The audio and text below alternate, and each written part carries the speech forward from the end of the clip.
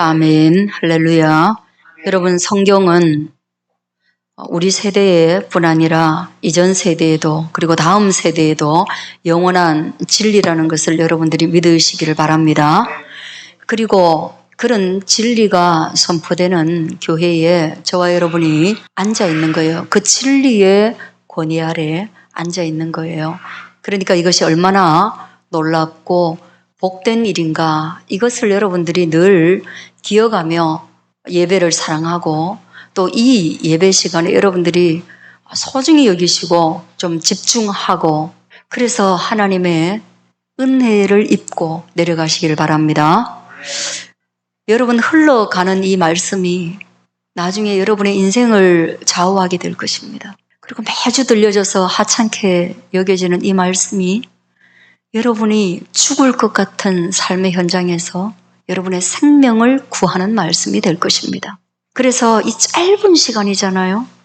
주목하시고 사랑하시고 소중히 여길 수 있게 되어지기를 바랍니다. 성경을 볼 때마다 그런 걸 느낍니다.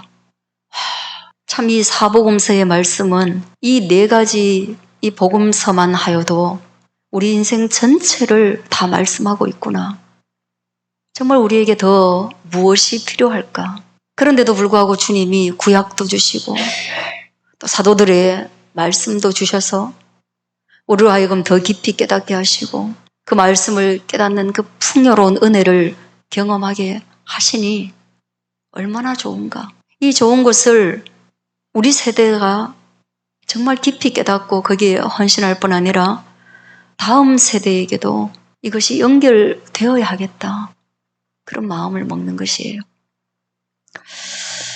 그러니 여러분, 조금 아직 잘 모르겠어도, 아직 이거 중요한 거 잘 모르겠어도 어떻게든 그래도 나쁘지 않은 것, 악하지 않은 것, 그런 거라고도 이렇게 생각을 하고라도 집중해서 말씀에 좀 헌신할 수 있기를 바라요. 마태복음 21장은 예수님의 권위에 대해서 세상의 권위자들과 다투는 현장을 기록하고 있습니다. 여러분, 정말 권위가 사라져가고 있는 시대에 살아가고 있는 우리들은 이 본문을 한번 깊이 묵상해 볼 수 있기를 바라요. 사전적 의미로 보면 권위라는 것은요, 개인에게도 주어지고 어떤 조직이나 단체에게도 권위가 주어집니다. 개인과 단체나 조직들이 그들에게 맡겨진 일정한 역할을 담당할 뿐 아니라 그 역할이 객관적으로 평가가 되어서 그 영향력을 많은 사람들이 인정할 때, 그럴 때 권위가 주어지는 거예요. 그래서 권위라는 것은 그냥 임의로 생겨나지 않고 또 때로는 이 권위라는 것이 교체가 되기도 합니다. 예수님 당시에는 어떤 집단들이 가장 권위가 있는 집단이었는가 하면 산헤드린 공회라는 것이 있었습니다. 이 산헤드린 공회는 최고의 의결, 그 통치 기관이에요.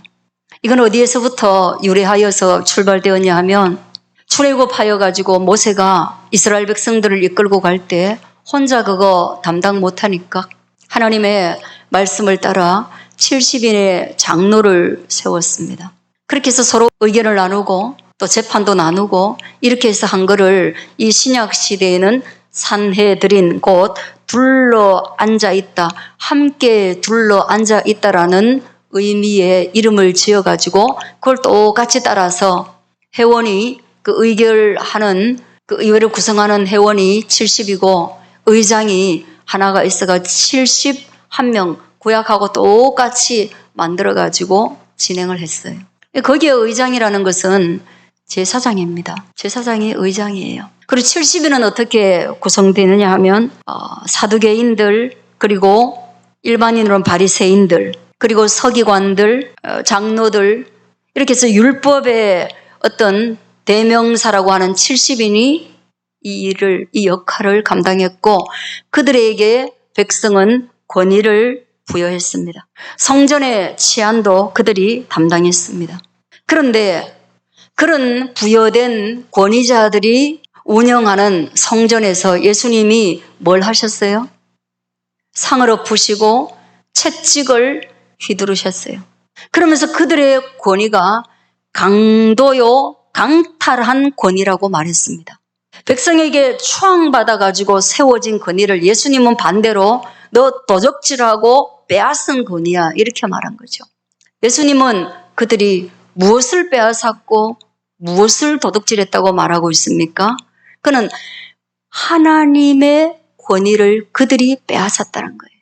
성전은 여러분 제사를 드리는 곳이에요. 성전은 이 제사를 통해서 하나님과 백성 사이를 연결해주는 그 용서의 통로가 되는 것이에요. 그래서 하나님의 임재가 있는 곳이에요. 그래서 거룩한 곳이에요. 그런데 그 성전의 주인이신 하나님의 자리를 빼앗아가지고 이 사내들인 공의회 의원들, 타락하고 부패한 율법학자들, 타락하고 부패한 종교 지도자들이 그 자리에 앉아있으니 얼마나 예수님이 보시기에 가증했겠습니까? 거기에서 비둘기를 팔고 환전을 하는 것은 법으로는 적법한 일이었지만 그들의 속내는 뭐예요? 이 일들을 통하여서 자기의 배를 채우니까 도적질하는 거죠. 그리고 그것을 백성에게 무겁게 해가지고 백성이 오히려 죄사함의 은총과 자유와 하나님 아버지의 품을 누리고 하나님의 통치를 받아야 되는 그런 특권을 다 선택받은 백성의 특권을 다 빼앗아버리고 백성이 종교적으로 무거운 짐을 지게 했으니 하나님의 권위를 빼앗고 백성의 자유를 빼앗아버린 그런 강도다.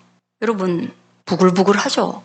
이거 평범한 목수의 아들이 무하게 예수님이 사회적으로 누군가의 추앙을 받아서 인정된 것이 아무것도 없는 예수님이 가장 힘있는 정치적 권력자들을 향하여서 부패를 선언한 거예요.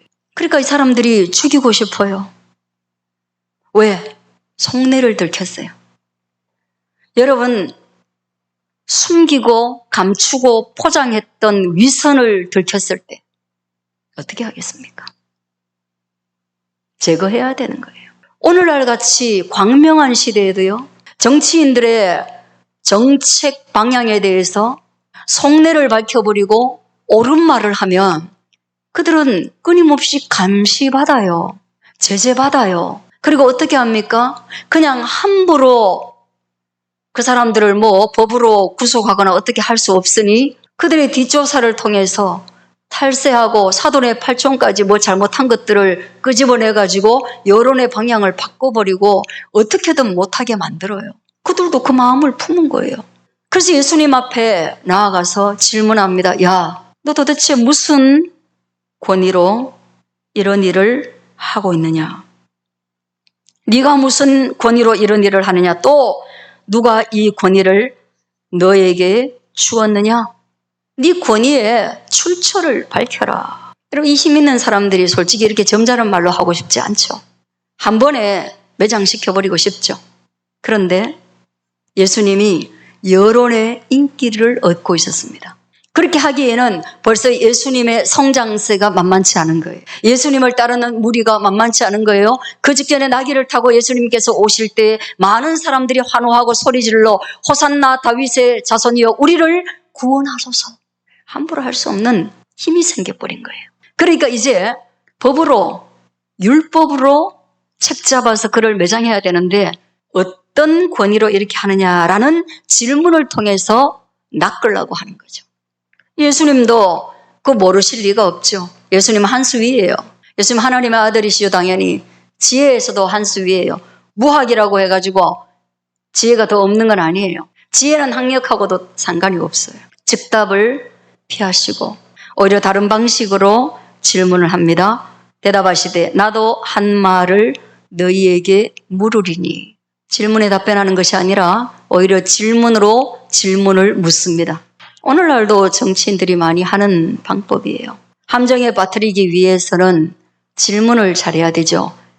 그래서 토론이 중요하죠. 토론을 통해서 그렇게 하죠. 이 예루살렘 성전 안에서 이런 오픈 토론이 벌어지는 겁니다. 이 낚이는 사람이 지는 거예요. 너희가 대답하면 나도 무슨 권위로 이런 일을 하는지 대답해 주겠다 라고 하시는 질문의 요지는 이겁니다. 요한의 세례가 어디로부터 왔느냐? 이 요한은 세례를 베풀었던 세례 요한을 의미합니다.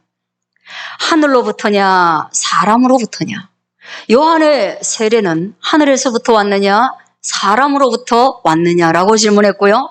그리고 그 답변은 상당히 어려운 답변이었기 때문에 그들이 서로 의논합니다. 참모들을 부르기도 하고요. 이렇게 대답하면 어느 법에 걸리느냐, 저렇게 대답하면 어느 법에 걸리느냐, 법을 다 피해가지고 갈 수 있는 길이 있겠느냐, 그걸 서로 의논하는 거죠. 그리고 난 뒤에 그들의 의견의 조합의 결론은 뭐예요? 하늘로부터라고 하면 어째서 그들을 믿지 않았느냐, 너 어째서 세례 요한 안 믿었느냐라고 질문할 것이고, 사람으로부터다 이렇게 대답해버리면 세례 요한을 선지자로서 하늘의 권위를 가졌다고 생각하는 수많은 백성들이 여론이 이미 형성돼 있었기 때문에 여론의 몰매를 받을 것을 걱정해가지고 진퇴양난이구나, 답변할 길이 없다. 그때는 뭐가 상책입니까? 도망가는 게 상책인데 어떻게 도망갈 수 있어요? 토론에서는 몸이 도망갈 수 없으니까 말로 도망치는 거예요. 말로 도망치는 거는 바로 모른다 이렇게 얘기하는 거예요. 몰라요. 여러분, 우리는 여기서 예수님께서 끌고 들어온 세례 요한의 권위에 대해서 우리 한번 생각하면서 세례 요한 다시 한번 짚고 넘어가야 될 것 같아요. 세례 요한은 구약의 마지막 선지자입니다. 요한은 구약의 사람이에요. 예수님이 오실 것이다 라고 외치는 사람이 바로 구약이에요. 그 예수님이 오셨다, 그때부터 신약이 시작되는 거거든요. 그러니까 세례 요한은 예수님이 오실 거야 봤음에도 불구하고 그의 선언은 예수님이 오실 거야 이렇게 선언했기 때문에 구약의 선지자로 포함됩니다. 예수님하고는 동갑내기 6개월밖에 차이가 안 납니다.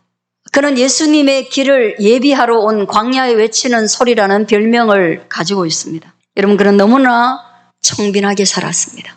그의 말에는 힘이 있었습니다.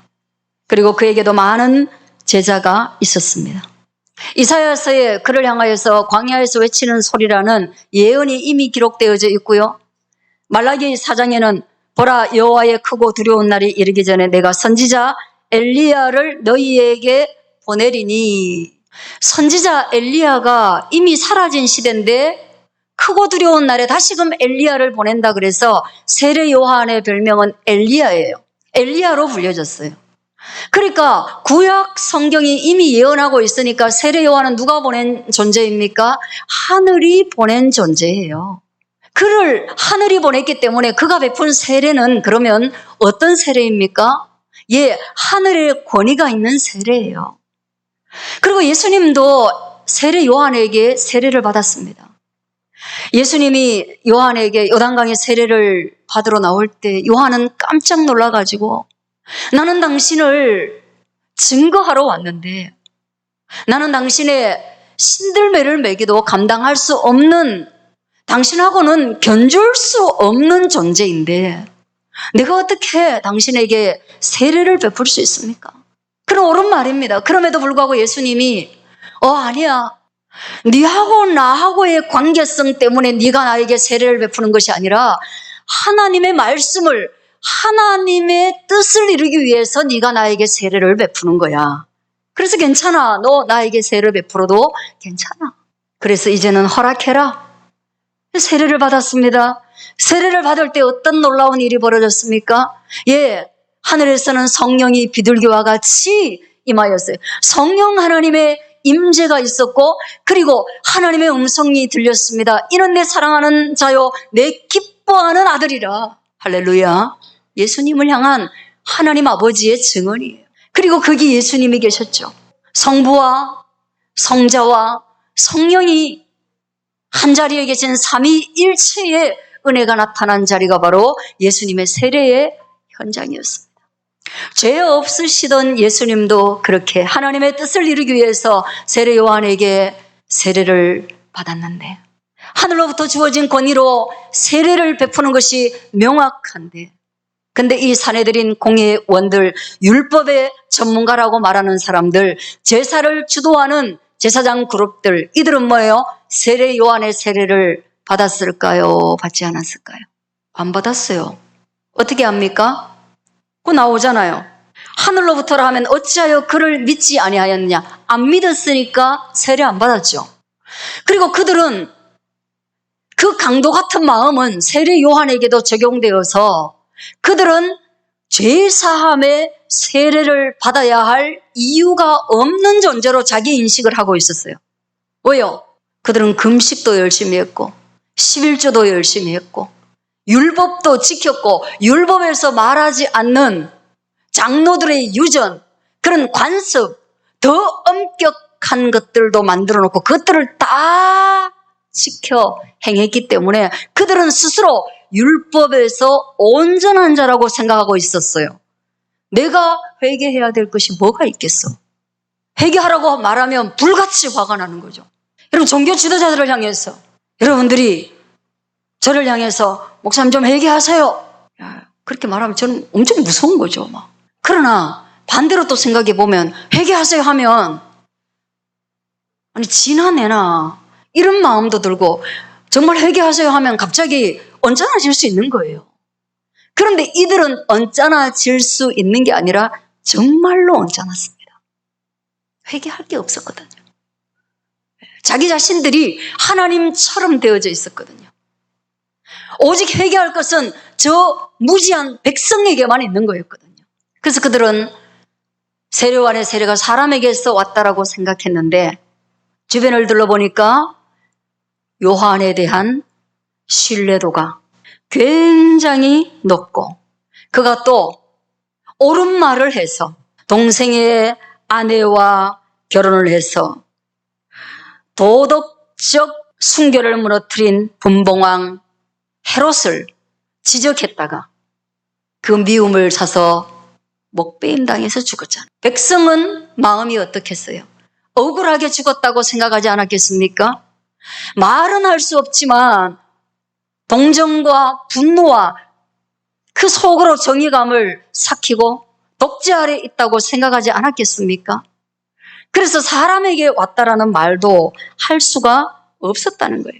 자, 이제는 예수님께서 나 그러면 답변 안 할래 라고 피하여 가고 있는 것처럼 보이지만 뒷부분에 예화를 하나 들어요. 비유를 하나 들면서 답변 안 할 거야 라고 말하면서 뭐예요? 돌려치기해서 답변합니다. 마치 자기 일이 아닌 것처럼 말해서 즉답은 피하시면서 듣는 모든 사람들이 알아들을 수 있게 비유를 하나 말하는데요. 그 비유가 이거예요. 아들이 둘이 있어서 한 사람에게 아들이 둘이 있었는데 맏아들한테 가가지고 야 오늘 포도원에 가서 일 좀 해라.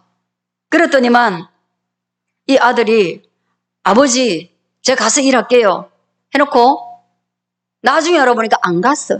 두 번째 아들에게 가가지고 또 말했습니다. 야 아들아 네 오늘 포도원에 가서 일 좀 해라. 이 아들이 부모님 면전에 대놓고 아유 싫어요. 근데 한참 있다가 내가 잘못했네 뉘우쳐가지고 갔어요. 그럼 너그 생각에 이 두 아들 중에 누가 아버지의 뜻을 순종했느냐 이런 질문을 합니다. 그 사람들이 둘째 아들입니다. 둘째 아들이 순종했죠?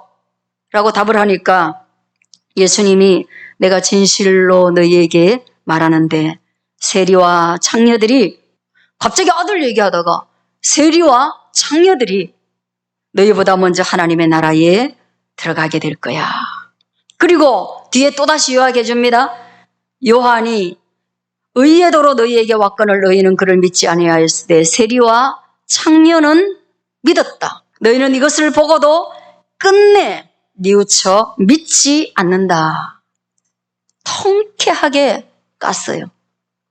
높은 사람들을. 여러분 이거는 그런 내용이에요. 생각해보면 이 두 아들 다 여러분 이 두 아들 다 한번 적용해 봤어요. 왜냐하면 우리 집에 있는 아들하고 거기 성향이 비슷하기 때문에 제가 한번 생각해 봤어요. 그런 결론은 그겁니다. 이 두 아들 다 좀 변변찮아요. 왜냐하면 제가 말했을 때 알았습니다. 할게요. 아무 생각도 안 하고 그냥 볼로 먼저 할게요. 이런 아들이 있어요. 근데 또 다른 일이 주어지면 그냥 아무 생각 없이 가버려요. 또 하나는 뭐 부모가 얘기하면 어지간하면 무조건 싫대. 그런 아들은 또 좋아요. 면전에 대놓고 아유 싫어 하기 싫어 또 시켜 이렇게 말하면 부모라도요 마음이 굉장히 없잖아요. 직설적으로 이렇게 얘기하면 이 두 아들 다 집을 나간 탕자나 집을 안 나간 맏아들이나 둘 다 불편했던 것처럼 이 아들들도 그래요. 그리고 한번 생각해 봅니다. 부모의 말을 잘 듣는 아들은 예하고 가는 아들이에요. 예하고 가는 아들인데 예하고 가는 아들이 되기 위해서는 부모에 대해서 어떤 마음을 가지고 있어야 합니까? 그런 부모에 대한 전적 신뢰가 있어야 되고 부모가 옳다라는 마음이 있어야 돼요. 아버지는 언제나 오라. 지금 내가 포도원에 갈 수 없는 상황이지만 가라고 하신다면 아버지의 깊은 뜻이 있을 거야. 그런 마음을 가지는 아들이 온전한 아들이죠. 그런 아들이 있습니다. 누구였습니까? 누가복음과 요한복음에서 예수님께서 십자가를 지시기 전에 그 하나님의 아들이신 예수님께서 이런 말씀을 하십니다. 하나님 아버지, 이 잔은 내게 너무나 고통스러워요. 하나님은 이 잔을 나에게 마시라고 하지만 내게는 너무나 고통스러워요. 안 하고 싶어요. 놓으라고 하고 싶어요. 그러나 뭐예요?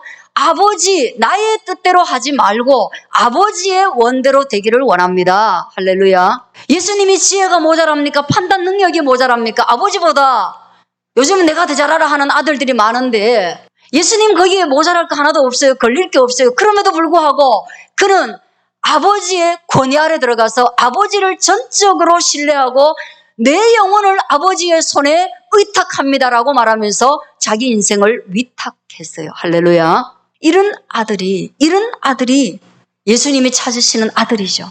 저와 여러분도 하나님 앞에서 그런 아들이 되기를 바라요. 그래서 이것을 다른 말로 얘기하면 사무엘상 15장 22절에 보면요. 순종이 제사보다 낫다 이런 말을 했습니다. 하나님의 말씀을 듣고 그 말씀을 따라가는 것이 눈에 보이는 형식인 제사를 드리고 율법을 지키고 있다고 말하고 있는 것보다 훨씬 낫다. 순종은 자신의 인생을 하나님께 위탁하는 것이지만 제사라는 것은 뭐예요? 제사라는 것은 위탁이 아니라 위탁하기 위한 일련의 과정이잖아요. 예배 자체가 순종이 아니에요, 여러분. 예배는 순종하기 위한 하나의 굉장히 중요한 과정이에요. 그래서 저와 여러분도 하나님 아버지께서 우리에게 말씀하시는 것을 순종하기를 원한다면 나보다 나를 더 잘 아시는 주님을 인정해야 될 줄로 믿습니다. 하나님이 나를 인도해 주신다면 내가 내 길을 개척해 가는 것보다 하나님이 인도해 주신다면 그 인생이 훨씬 나은 인생일 거라는 걸 고백해야 되는 것이에요. 저는 그럴 수 있게 되어지기를 축복합니다. 그런 아들들이 되시길 바랍니다. 그런데 그렇지 못한 가운데에서 걸핏하면 머리에 뿔난 놈처럼 엉덩이에 뿔난 것처럼 하나님이 뭐 말씀만 하시면 싫어 예배드리라 하면 아유 싫어 예배 시간에 좀 집중하라 아유 싫어 뭐 좀 하라면 무조건 싫어 그렇게 하셨거든. 이 둘째 아들처럼 그래도 가서 한번 생각해보고 집에 가가지고 성질 좀 죽이고 여러분 다 저를 닮아가지고 성질은 다 아버지 말이 대부분 옳아요. 근데 하물며 하나님 아버지의 말은 대부분 옳은 것이 아니라 다 옳죠. 그때는 어떻게 해야 됩니까? 한번 따라하겠습니다. 뉘우쳐 갔으니 뉘우치는 거 하자 이 말이에요. 못했거든. 두 번째는 한번 뉘우쳐 보자는 거예요. 이것도 얼마나 중요한 아들입니까? 여러분 있잖아요. 바로 순종해도 아들은 굉장히 예뻐요. 아들은 아들이라는 그 자체로도 너무 예뻐요. 그 성별에 대한 아들이 아닙니다. 그 자식을 얘기하는 거예요. 무조건 예뻐요. 그런데 순종까지 하면 더 예뻐요. 근데 여러분 중요한 거는요. 뿔 타고 나가지고 팽 하다가 다시 문 배시시 열고 들어와가지고 엄마 조금 전에 내가 좀 미안해요. 생각해보니까 내가 가는 게 맞겠어요. 하고 말하면요. 눈알이 획 뒤집어져요. 뭔 눈알이요? 명태 껍데기가 확 씌이면서 막 고전에 뭐 했는지 한 개도 생각 안 나고요. 금붕어 그 머리가 돼가지고 갑자기 이전보다 더 좋아지는 거예요, 이게. 그래서 관계가 아주 밀착돼요. 이런 거 되자는 거예요. 근데 이걸 누가 했다는 거예요? 예, 사내들인 공의회처럼 율법에 대해서 뭐 좀 지식이 있고 권위를 인정받고 뭐 좀 잘 나가는 그런 사람들은 안 하더란 얘기예요. 안 하더란 얘기예요. 오히려 그들이 개처럼 여기는 세리와 창녀들, 당연히 지옥 간다고 생각했던, 당연히 엉망이라고 생각했던 그런 사람들이 와서 하더라는 거예요. 그러면 누가 하나님 나라 들어갈 수 있겠어요? 여러분은 하나님 아버지면 뭐 금방 우리가 얘기하면서 다 했잖아, 그죠? 하나님도 우리의 아버지인데 눈에 명태 껍데기 안 발리겠어요? 잘못했다는데 생각해보니까 잘못했는데 내가 갈게요. 그 하나님 나라에 안 품어주시겠어요? 품어주신단 말이에요. 두 팔 벌려 품어주신다는 것이에요. 그렇다면 반대로 예수님이 여기에서 말은 하고 있지 않지만 뭐예요? 너희는 그런 형태로 계속 가면 하나님 나라에 들어갈 수 있다 없다? 계속 가면 못 들어가요. 계속 가면 못 들어가요. 여러분, 그런 예수님의 답변은 뭡니까? 예수님의 답변은 그런 하나님의 나라에 대해서 들어갈 수 있고 들어갈 수 없는 그 크고 놀라운 권위를 사내들인 공의와 같이 그런 너희가 강탈하였으나 이제 내가 그 권위를 되찾아서 하나님 나라에 들고 나는 권세를 내가 가졌다. 내 집은 만민이 기도하는 집이야 라고 말하면서 이 집의 주인이 바로 너희는 빼앗아갔지만 이제 다시 내가 돌이켜 받으면서 이 권위가 어디서부터 왔다? 하늘로부터 왔다라는 것을 돌려서 답변하고 있는 것입니다. 할렐루야. 무서운 거예요. 그리고 성경도 말하고 있습니다. 빌립보서 2장 10절과 11절 하늘에 있는 자들과 땅에 있는 자들과 땅 아래에 있는 자들까지 모두 예수의 이름 앞에 무릎을 꿇게 하시는 그 심판의 권세를 하나님이 친히 행하지 아니하시고 다 위임하여 아들에게 주신 것이에요. 할렐루야. 아들에게 주신 거예요. 아들은 그 권세가 있는 거예요. 그 권세 어디에서 왔어요? 하늘에서 왔어요. 하나님 아버지가 주신 권세예요. 왜? 이는 나의 사랑하는 자요 내 기뻐하는 아들이기 때문인 거예요. 순종하는 아들이기 때문인 거예요. 그 권세를 줘도 이 도둑놈들과 같이 하나님의 자리에 가증하게 앉지 않을 그 순결한 아들에게 주신 것이에요. 믿으시기를 축원합니다. 근데 놀라운 거 하나 있습니다. 놀라운 거. 마태복음 28장 한번 찾겠습니다. 너무너무 놀라운 거 여러분 이거 읽고 나면 기절초풍할 거. 18절 읽겠습니다. 시작. 예수께서 나와 말씀하여 이르시되 하늘과 땅의 모든 권세를 내게 주셨으니 그 다음 그러므로 너희는 가서 모든 민족을 제자로 삼아 아버지와 아들과 성령의 이름으로 세례를 베풀고 내가 너희에게 분부한 모든 것을 가르쳐 지키게 하라. 볼지어다 내가 세상 끝날까지 너희와 항상 함께 있으리라 하시니라. 아멘. 그 모든 권세를 다시 우리에게 위탁하신 것입니다. 여러분 그러니까 우리는 어떤 자예요? 권위자예요. 어떤 권위자입니까? 예, 아버지와 아들과 성령의 이름으로 주께서 우리에게 가르쳐 주신 모든 것을 가르치며 지키게 할 자로서의 우리는 새로운 권위자인 것입니다. 그렇다면 저와 여러분 이 권위를 가지고 가증하게 하나님의 자리에 앉으셔야 되겠어요? 우리가 하나님 돼야 되겠어요? 저와 여러분이 인생의 주인이 돼야 되겠습니까? 아니잖아요. 그 권세를 주신 예수 그리스도를 끝까지 우리의 주인으로 우리의 삶의 가장 자리에 모시고 끝까지 살아야 되는 것이 우리의 삶의 비전인 것입니다.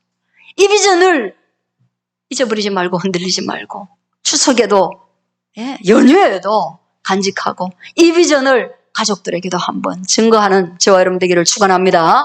기도하겠습니다.